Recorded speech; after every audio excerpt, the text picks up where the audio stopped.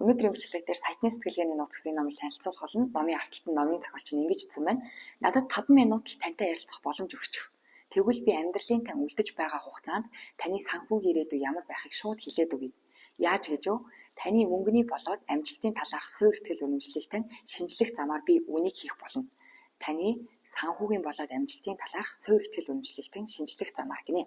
За тэгвэл энэ санхүүгийн суурь итгэл үнэмшил гэж юу хэлээд байгаа юм бэ гэсэн чинь бид нар анх ихээс төрснийхөө дараа болохоор мөнгө гэж юу юм, мөнгө гэж сайн зүйл юм уу, муу зүйл юм уу, амжилт гэж сайн юм уу, муу юм уу гэсэн талаарх ямар ч ойлголтгүй байгаа шүү дээ. Тэр үедээ бид нар хин нэгэн хүн анх ингэж мөнгө гэж ийм зүйлээ гэж хэлэх юм бол тэрийг ямар ч фильтргүйгээр хүлээж аваад мөнгө гэдэг зүйл чинь ийм юм биш үү гэсэн тэр анхны ямар ч фильтргүйгээр шууд хүлээж авсан тэр зүйлийг хэлж байгаа. Ерөнхийдөө бол хүүхэд наснда мөнгөний талаар сонсч байсан зүйлийг мөнгөний талаарх санхүүгийн суурь итгэл үнэмшил гэж хэлж байгаа. Тэгээд энэ дээр ингэж хэлсэн байна. Таны санхүүгийн суурь итгэл үнэмшил буюу хүүхэд наснда олж авсан тэр санхүүгийн талаарх итгэл үнэмшил тань амжилтанд хүрэхээр тохируулагдаагүй бол та юу ч сураад, юу ч мэдээд, эсвэл юу ч хийгээд нэмэр болохгүй. Амжилтанд хүрэхээр тохируулагдаагүй бол гинэ. Тэгэхээр энэ тохируулагдаагүй бол гэж хэлж байгаа нь хэрвээ та хүүхэд наснда мөнгө гэдэг бол маш сайхан зүйлээ гэж сонсчихсан бол таны суурь итгэл үнэмшил чинь мөнгө гэдэг чинь сайхан юм чинь бид нар чинь хүн юм чинь шуналтаа шүү дээ, тийм. Тэр сайхан зүйлийг олж авахын төлөө тэмцэн гэсэн. Энэ болохоор одоо тэр зүйлийг олж авахын тулд тохируулагдсан гэсэн үг шүү дээ, тийм. Харин эсвэргээрээ баян хүмүүс бол муу хүмүүс юм, мөнгө бол хинч ч хэрэггүй, мөнгө бол тийм чухал зүйл биш ээ гэж та сонсож өссөн бол тэгвэл таны тэр одоо суурь итгэл үнэмшил чинь мөнгө олохгүйгээр тохируулагдчихсан гэсэн үг. Тэр мөнгө гэдэг зүйлийг таах сайхан зүйл биш гэж сонсчихсан юм чинь тэр сайхан биш зүйлийг авах хүсэхгүй шүү дээ, тийм. Тэгэхээр сайхан биш гэж сонсч байсан хүмүүсийн мөнгөний суурь итгэл үнэмшил нь болохоор мөнгө олохоор тохируулагдаагүй гэсэн үг. Ингээд санхүүгийн итгэл үнэмшил гэж яхаар бодол биелэлээ олноо, сайхан зүйл болоо, итгэвэл биелэлээ олноо гэж юм ярих байгаа юм шиг хэрнэ. За мэдээж энэ номын гол санаа нь бол итгэвэл биелэлээ олноо гэдэг нь бол энэ номын гол санаа. Гэхдээ итгэвэл биелэлээ олноо гэдэг нь би нэг зүйлд ингээд итгэжчих юм бол гэл ингээд гатан талаас ингээд өөр ертөнцөөс ч юм уу, дэлхийн ертөнцөөс ч юм уу миний бодлыг биелүүлэх гэж бөөн тусламжууд ирээл тэр бодлыг нь биелүүлээд өгөх юм уу гэсэн чинь үгүй гинэ. Тэгсэн чинь тэгвэл яагаад итгэвэл биелээ болоод байгаа юм бэ гэсэн чинь хүн өөрөө ямар нэгэн зүйлд итгэх юм бол тэр зүйлийг баттгахын тулд нөөц болцоо бүгднгийн зориулдаг гинэ. За жишээ нь одоо би бол өөрчлөгдөж чадна, би шинэ болж чадна гэдэг юм. Эсвэл би одоо баян болж чадна, амжилтанд хүрч чадна гэж итгэчих юм бол хүн өөрөө өөртөө байгаа нөөц болцоо бүгднгийн тэр итгэлээ баттгахын тулд түүндээ зориулдаг. Харин эсвэргээрээ би өөрчлөгдөж чадахгүй, би одоо дажгүй болж чадахгүй, би юу гэдэг одоо баян болж чадахгүй, амжилтанд хүрч чадахгүй ч гэдэг юм уу, тийм суурь итгэл үнэмшилтэй хам бол хүн өөрөө нөөц болцоогоо бүгднгийн тэр бодлого биелүүлэхийн тулд ажилуулдаг. За ингээд ярихаар хин л тэгэл одоо сайхан амьдрах чадахгүй гэж итгэл тэр итгэлээ баттгахын тулд хин хийж амьдрах юм бэ гэсэн бодол төрж магадгүй тий. Тэгсэн чинь номын зохиолч болохоор энэ дээр өөрийнхөө жишээ болон эхнэрийнхээ жишээ бичсэн байхгүй. Хүүхэд насныхан тэр одоо сөрөг бодол, сөрөг итгэл үнэмшил нь өөрсдөнд нь яаж нөлөөсөн бэ гэдгийг бичсэн байлээ. Эхнэрийнхэн жишээнээс эхлээд танилцуулъя. Эхнэр маань 8 настай байхдаа гудамжаар нь мөхөөлцсөний машин хэрхэн хонхоод уурхан ирж яваг хардаг байжээ. Тэгээд тэр ээж рүүгээ гүйн очиж мөхөөлцөд авах 25 мөнгө гуйхад ээж нь уучлаарай хонгор минь, надад мөнгө байхгүй, ааваасаа асуу, аавд чинь бүх мөнгө байгаа гэж хэлдэг байжээ. Эхнэр маань аав руугаа очих ба аав нь түүнд 25 мөнгө өгснөөр мөхөөлцөө авч их л жаргалтай болдог байжээ. 7 хоног бүр энэ үйл явдалд давтагддаг байжээ. Тэгвэл манай эхнэр мөнгөний талаар юу ойлгосон байж таарах вэ? Нэгдүгээрт эрэгтэйчүүдэд бүх мөнгө байдаг. Тэгвэл бид гэрэлсний дараа тэр надаас юу хүсэх болсон гэж бодож байна. Тийм ээ, мөнгө. Хоёрдугаарт тэр эмэгтэйчүүдэд мөнгө байдаггүй юм байна гэж ойлгосон. Түүний ээж мөнгөгүй байгаа юм чинь тэр ч гэсэн мөнгөгүй байх нь ойлгомжтой. Энэ хөвшлээ, энэ итгэл үнэмшлээ баттгахын тулд тэр өөрийн мэдлгүй өөрийн бүх мөнгнөөс салдаг. Тэр үүнийг маш нямбаа гүйцэтгэдэг. Түүнд $100 өгөх юм бол $100 өрнө, $200 өгөх юм бол $200 өгнө. Тэгэхээр ээжд нь мөнгө байдаггүй байсан учраас эмэгтэй хүнд мөнгө байдаггүй юм байна. Тэгээд ааваас дандаа мөнгө авдаг байсан болохоор эрэгтэй хүнд мөнгө авах хэрэгтэй юм байна гэдэг. Тэгээд дараа нь нөгөө нөхрөөсөө мөнгө ихдэг болсон гинэ. Тэгэхээр энэ суурь итгэл үнэмшил нь том болсон ч гэсэн өөрийг нь ингэж удирж байгаа. Гэхдээ хамгийн харамсалтай нь энэ эмэгтэй өөрөө ингэж итгэж байгаагаа мэдхгүй энэ итгэлээ баттгахын тулд өөрөө энэ үйлдэлүүдээ хийгээд байгаагаа мэдхгүй байсан. Тэгээд энэ номын зохиолч нь болохоор юу лээ? Сайтны сэтгэхгүй семинар гэж сургалт орд юм билээ. Тэгээд энэ сургалтаараа тэр хүмүүст нь та нарт хүүхэд насндаа мөнгөтэй холбоотой юу сонсож өссөн бэ? Юу харсан бэ? Мөнгөтэй холбоотой, баян хүмүүстэй холбоотой ямар туршлага та нарт байна вэ гэдгийг нь судлаад тэгээд тэрийг нь ингээд эн чинь ингээд та нарын аав ээжээс чинь ирсэн буруу ойлголтоос болоод ингэсэн байна гэдгийг нь насанд хүрсэн хүмүүст учраас тэднэрт нь яг ингээд ойлгуулчих юм бол тэр хүмүүс нь би үнэхээр энэ зүйлийг зөвхөн тэр өөрийнхөө суурь итгэл үнэмшлийг баттгахын тулд ингээд өөрийн мэдлгүй хийгээд байгаа юм байна гэдгийг ойлгочих юм бол маш хурдан санхүү цэгцэрдэг гинэ. За тэгээд номын зохиолчийн бас өөрөх нь кейсээс хуваалцъя тий. Номын зохиолч нь болохоор юу юм бэлээ? Яг жоохон эготой холбоотой юм бичсэн байлээ. Тэгээд өөрөө бас яг тэр суур ихтгэл үнэмшлээ. Саяны эхнэр нь бол өөрөө суур ихтгэл үнэмшлийг өөрийн мэдлгүй тэр ихтгэл үнэмшлээ баттгаад яваад байгаа шүү дээ тий. Харин номын зохиолч нь болохоор өөрхөн тэр суур ихтгэл үнэмшлийг эвтгэхээс айгаад байгаа тухайга бичсэн байлээ. За жишээ нь ингэж 8 дугаар утсан дээр ингэж бичсэн байна.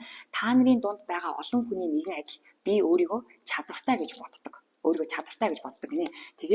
Тэгэхээр чадвартай гэж боддог. Тэгээд амжилтын талаар аягүй их судлаад, мөнгөний талаар аягүй их судлаад явсан ч гэсэн ерөөсөө ингэж амжилт нь хүрч чадахгүй байсан гинэ. За тэгээд тэрний шалтгааныг ингээд би эргэцүүлэн бодож эхэлсэн юм аа.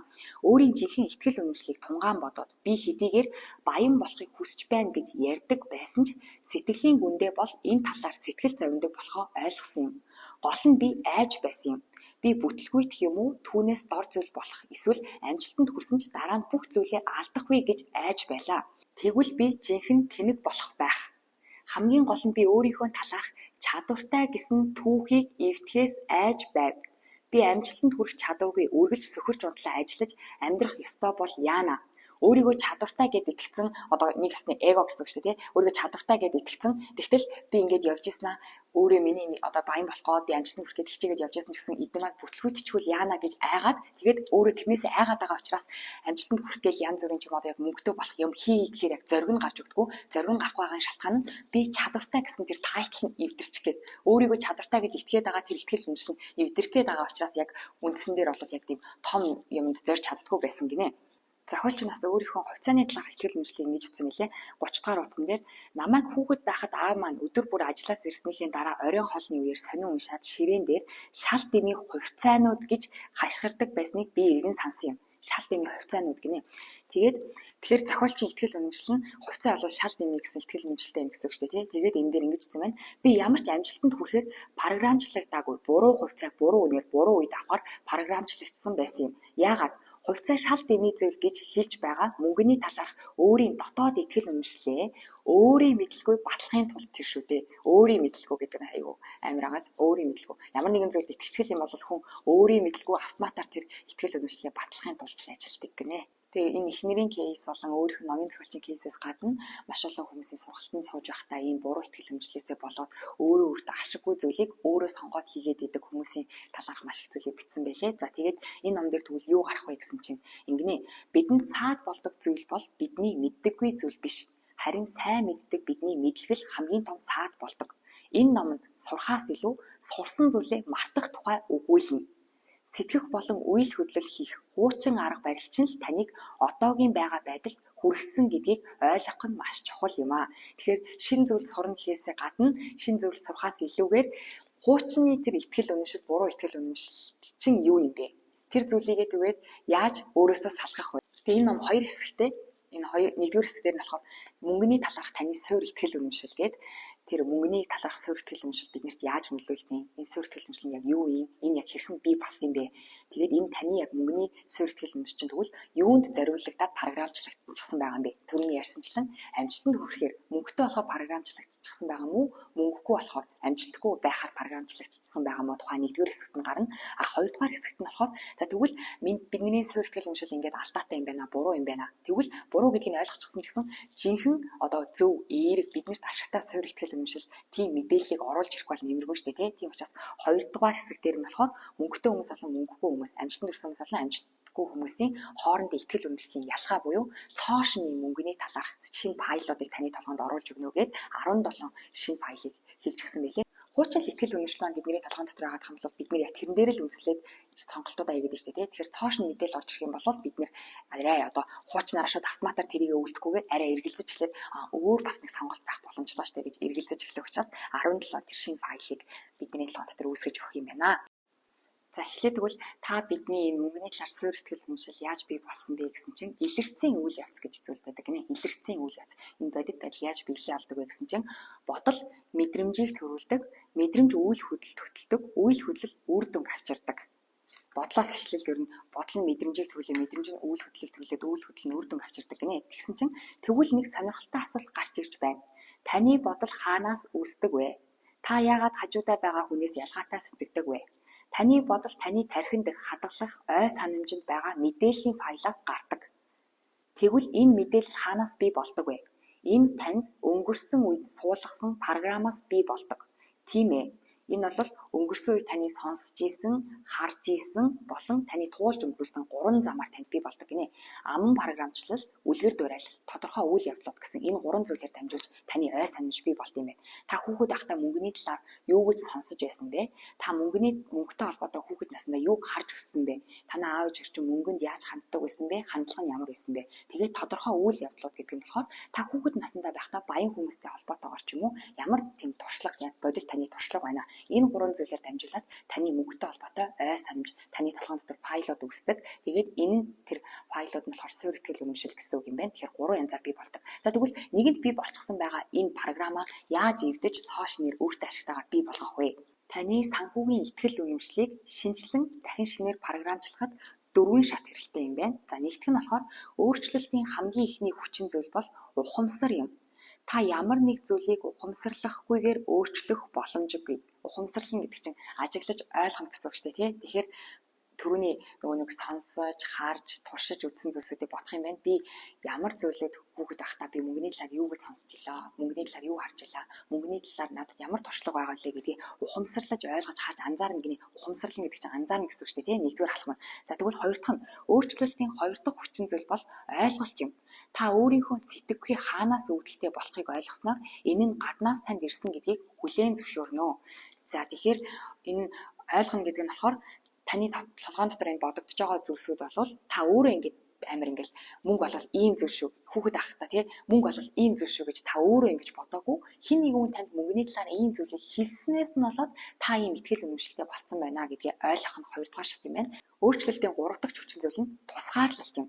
За тусгаарлалт гэдэг нь эдгээр бодлууд мөнгөний талаарх тэр суурь итгэл үнэмшлүүд та бусдаас сурсан бөгөөд тэдгээр нь таны бие махбодын нэг хэсэгч биш, та өөрөө ч биш гэдгийг ойлгох хэрэгтэй. Гурав дахь нь тэр тусгаарлах энэ бүр маш хүчтэй юм шиг санагдсан. Тэгэхээр одоо би ингээд мөнгөний талаар тий мөнгө болол онцгүй ч юм уу, эсвэл бол одоо юу гэдэг мөнгө болол тийм сайхан зүйл биш ээ гэсэн тэр бодлууд бол миний бодлууд биш ээ. Гаднаас ирсэн бодлууд юм аа. Тэгэхээр гаднаас ирсэн бодлууд гэдэг чинь би дахиад шин зүйлийг толгойн дотор оруулах юм бол би тэрний дагуу боддог болно гэсэн үг шүү дээ. Тэгээд энэ тусгаарлалт гэдгийг ингэж ütсэн мэлээ. Та бол сав гинэ. Таны тарих. Та өөрөө бол ийм сав. Харин тэр таны хуучин суурь итгэл үнэмшлүүд бол зүгээр савн дотор хийчихсэн байгаа зүйл. Та тэр савн дотор орчихсон байгаа зүйл бол та биш. Та өөрөө бол савн юм аа. Тийм учраас тэр савн дотор юу байна түүнийхэн дагуу та бодоод байгаа шүү дээ. Тэгэхээр тэр нэгэн савн дотор орчихсон байгаа зүйлийг та өөрөө биш гэдгийг нь эхлээд ойлгож иж тэрнээс тусгаарлагдах боломжтой. Энэ савн дотор байгаа зүйлийг хэрвээ та өөрөө гэж бодчих юм бол тэрнээс хэрэг өөрчлөх боломжгүй шүү дээ, тий. Жишээ нь би энэ гар бол миний нэг хэсэг шүү дээ, тий. Тэгвэл энэ гар нь миний нэг хэсэг юм чинь би энэ гар надад таалагдах байлаа гэд би өөрчлөх боломжгүй шүү дээ, тий. Харин тэгтэл эсвэргээрээ энэ мөнгөний талаарх бодол, энэ суурь итгэл үнэмшил маань бидний биеийн нэг хэсэг биш ээ. Зүгээр л хин нэг хүн таны дотор хийчихсэн байгаамаа. Тийм учраас энийг гаргах боломжтой учраас өөрчлөгдөхийн тулд гурав дахь хамгийн үр дүнтэй арга нь өөрөөсөө энэ бодлыг тусгаарлах юм аа. Тэгэхээр номын зохиолч нь ингэ бичсэн мэлээ бүр. Өөрт нь одоо ингэ энэ хүн ингэ өөрчлөгдөхөөр хичээж байгаа ч гэсэн урдныхан дагуу урд нь юу гэж боддог гэсэн тэр бодлууд нь дахиад гарч ирнэ шүү дээ. Тэр савн дотроо тэр бодлууд нь байгаа юм чинь тэнгүүд номын зохиолч нь дандаа ингэж хэлдэг гинэ. Саналаа солилцсон баярлаа. Гэтэ би өөрөө хийх юм хий да. Урдныхаа бодлуудад хийлж штэ тий. Тэгэхээр та ч гэсэн одоо шинэ бодолтой боллоо. Одоо зөвхөн мөнгөтэй холбоотой ч биш тий. Би одоо айгуу гоё юм сахилга баттай хүн боллоо гэж бодъё л да тий. Би сахилга баттай хүн болж чаднаа гэж бодсон чинь чи сахилга батгүй штэ. Чи хизээ юм болцсон бэ гэсэн тийм дуу хоолой сонсогдох юм болов хуучин бодлууд гэсэн штэ тий. Тэр дуу хоолой сонсогдох юм бол саналаа хэлсэнд баярлаа. Гэтэ би өөрөө шинэ юм өөрийнхөө ямиг хий да гэж хэлдэг зуршилтай болоорой гэсэн байсан. Тэгэхээр өөрөөсөө тэр бодлуудаа тусгаарлана. Тийм зүйлсүүд байнга бодогддог, тийм зүйлсүүдийг та байнга хийдэг байсан ч гэсэн тэр чинь зүгээр таны хуучин зуршлууд байгаа. Тийм учраас тэрнээсээ өөрөө тусгаарлах хэрэгтэй юм гинэ. За тэгээд дөрөвдөх нь болохоор хамгийн сүүлийн өөрчлөлтийн хамгийн сүүлийн алхам болохоор шин төлөвшөлгээд өөртөө цоошин файлуудыг толгойн дотор оруулах хэрэгтэй юм гинэ. Цоошин файлуудыг та ямар болохыг хүсэж чинь тэр цоошин файлуудаа оруулаарай гэдэг. Тэгээд энэ номон дээр болохоор 17 тийм одоо файлуудыг шинээр үүсгэж өгсөн байлээ. Тэр 17 файлуудыг нь уншаад дуусгая. Тэгээд та болж өгвөл энэ 17 файлуудыг нь дахин давтан сонсоорой гэж ухаан зүгээс санал болгомоор байна. Баялагын файл 1.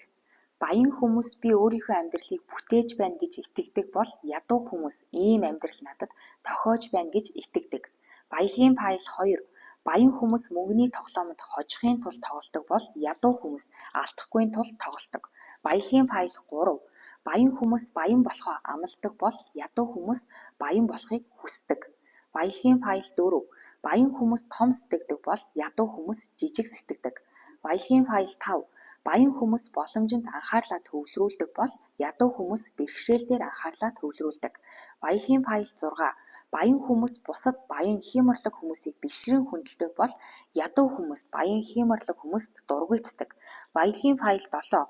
Баян хүмүүс амжилт гаргаж байгаа эерэг хүнтэй холбогддог. Ядуу хүмүүс сөрөг юм уу амжилтгүй хүнтэй холбогддог. Баялагын файл 8. Баян хүмүүс өөрсдийгөө болон өөрсдийнхөө үн цэнийг өсгөхийг хүсдэг бол ядуу хүмүүс рекламдах гэдгийг сөрөг талаас нь боддог. Баялагын файл 9. Баян хүмүүс өөрсдөд тулгарсан бэрхшээлээс илүү том байдаг бол ядуу хүмүүс өөрсдөд тулгарсан бэрхшээлээс илүү жижиг байдаг. Баялагын файл 10. Баян хүмүүс гайхалтай авагчид байдаг бол ядуу хүмүүс муу авагчид байдаг. Баялагын файл 11. Баян хүмүүс хөдөлмөрийн үр дүнгээс хамаарсан хөлс авахыг хүсдэг бол ядуу хүмүүс ажилласан цагаас хамаарсан хөлс авахыг хүсдэг. Баялагын файл 12. Баян хүмүүс хоёул гэж боддог бол ядуу хүмүүс аль нэгийг нь гэж боддог. Баялагын файл 13. Баян хүмүүс өөрсдийн цэвэр хөрөнгийг сонирхдог бол ядуу хүмүүс өөрсдийн хөдөлмөрийн орлогыг сонирхдог.